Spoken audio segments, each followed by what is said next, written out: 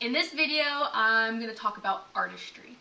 Now, if you've read any of my articles, I don't really rant about this as much as I would really like to, because I'm like super passionate about artistry and gymnastics. I feel like we're lacking on in it so much, but I always say that's a video for another day. I am going to talk about it a little bit in this video, but essentially there are two types of artistry. There's the dance artistry and there's the gymnastics artistry. The dance artistry, and their definition of what artistry is the emotional response that you get from movement. It's the art behind the movement. And it's more than just dancers doing things on the stage. It's how does this make me feel? What emotional response am I getting? What's the story that's being told? It goes a lot deeper.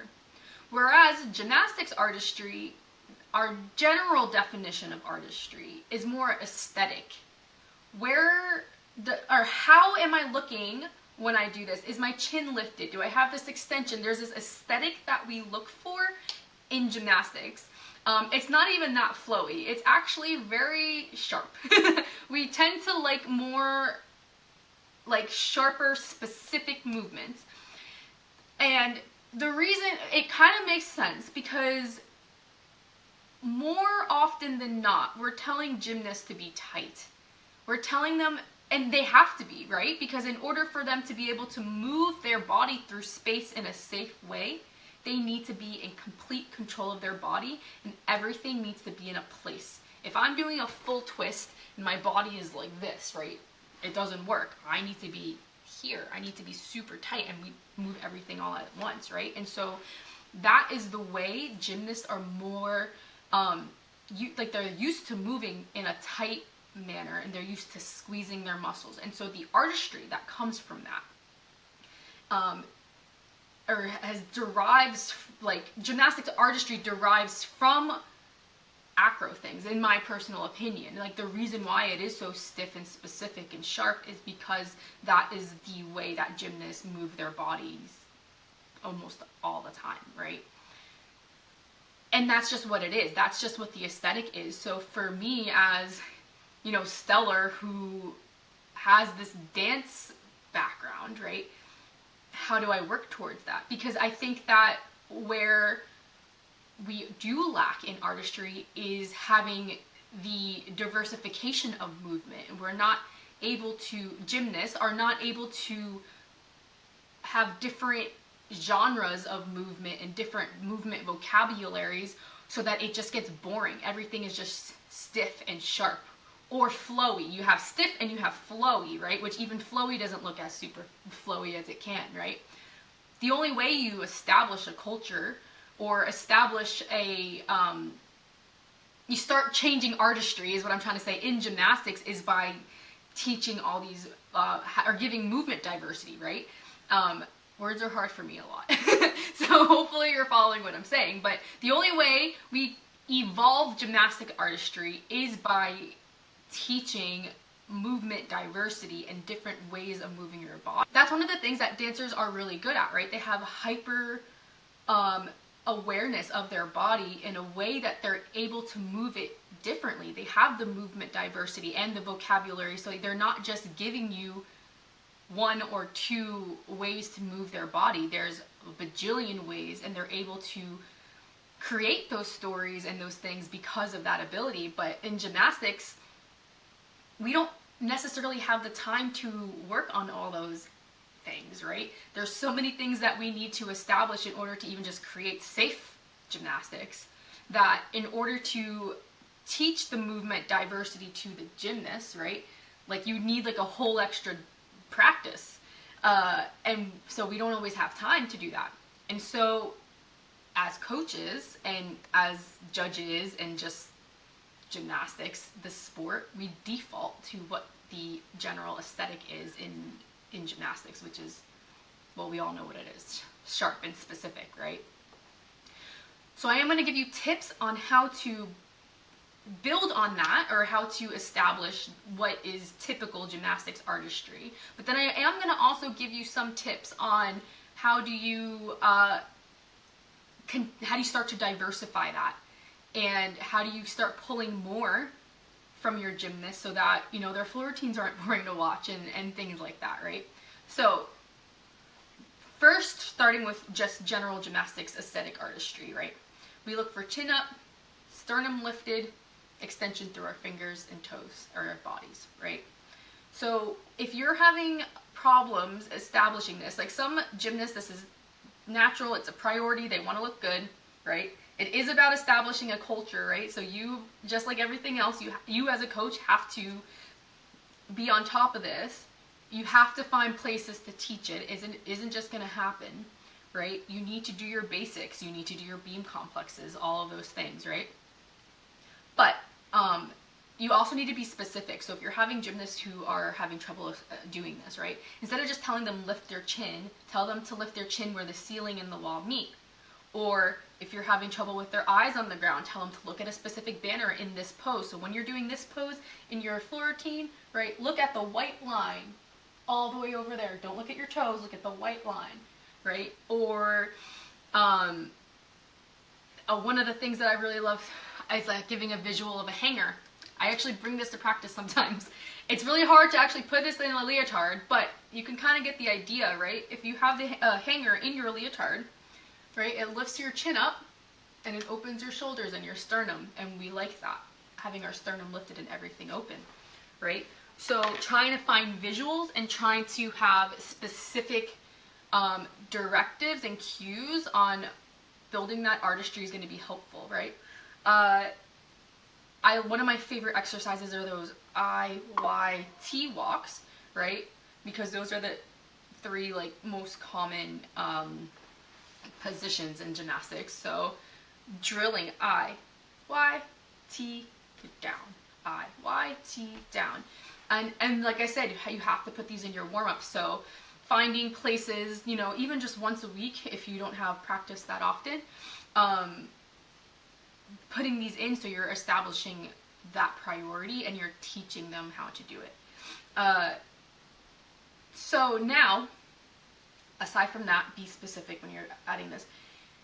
Let's talk about dance artistry and gymnastics a little bit. So specifically with floor routines, you might be having trouble pulling that or taking it to the next level. It's just kind of flat and monotonous and boring to watch, right? Now with the compulsory program, right, there's only so much that you can elevate it. There are places, right, that you can interpret things a little bit different than just sharp and robotic.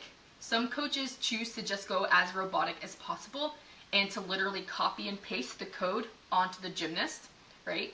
But they do give you some leeway as long as you're not changing the choreography, because that is a text error and that is a deduction, right? You might like, so for example, in level 4, when they drop down and they open their arms, right? Instead of just having thump bump, right, which I have seen before, biggest pet peeve, like I really hope you're not that sharp, right? You can choose to have it a little bit more flowy. You can choose to have lift their eyes down and up, right? There's like little things like that you can find to try to build the artistry. But this is a video for another day. I actually think the compulsory program in the US like doesn't teach artistry. I think it works against the gymnast because it is instilling that robotic feeling. I think if you want to look at a compulsory program that builds awesome artistry, you need to look at the Australian Levels program. They're big fan. They have music that's actually fun to listen to and watch, right? They have different variations that people can choose, and they're actually like matching the music, the stylistic movement to whatever the music is. So hop on YouTube if you haven't seen that. But now, aside from the compulsory program, in Excel and in optionals where you have the ability to choose your own music, right? You want to make sure that you're choosing music that matches the personality of the gymnast, not what the gymnast enjoys. So if you have an optional level gymnast, right, and their favorite music to listen to is hip hop, right? Or like EDM or something like that, but they have a personality that is not going to match the movement that you need to create in that routine, then they should not have that type of music, right? That's why I'm not a huge fan of pop. Like, there's very limited gymnasts out there who can actually dance pop, and so that's why you end up with these routines that are flat, or like you're trying to get a smile, and you're just like smile, smile, smile, right? Because the personality does not match, or their comfort level doesn't match it, right? So maybe their personality matches it, but they're uncomfortable with dancing big, or they're uncomfortable with having movement that matches that music, and so they go smaller, or their eyes are down on the ground, or they're uncomfortable when people watch them, right? So you need to, like, and even with Excel, when, like, you know, bronze, silver, gold, for the coaches that choose one music for everyone, right?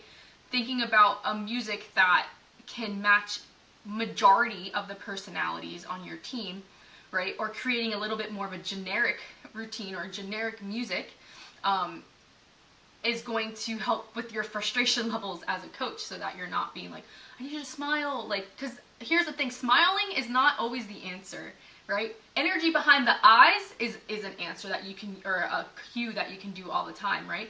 Because energy behind the eyes is just like flat or specific, right? Smile is not always it, right? But if you're trying to instill specific artistry, like I said, like, you can always default back to chin up, sternum lifted, extension through your fingers. Even like shoulders down, so we're not doing this, right? We have a neck for a reason, I always say.